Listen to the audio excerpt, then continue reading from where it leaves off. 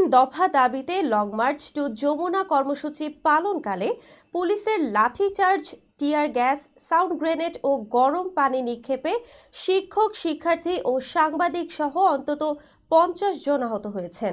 বুধবার সকালে জগন্নাথ বিশ্ববিদ্যালয়ের 1000-এরও বেশি শিক্ষার্থী প্রধান উপদেষ্টার বাসভবন যমুনা অভিমুখে যাত্রা শুরু করলে এই হামলার ঘটনা ঘটে। সকালে বেলা 11:30টায় জুলাই ঐক্য সংগঠনের ডাকে ক্যাম্পাস থেকে রওনা হয় শিক্ষার্থীরা। পথে গুলিস্তান, মাজার গেট ও মৎস্য ভবনে বাধা অতিক্রম করে তারা কাকরাইল মসজিদের ক্রসিং মোড়ে পৌঁছালে police tear gas, sound grenade ও গরম পানি ছুড়ে মারে।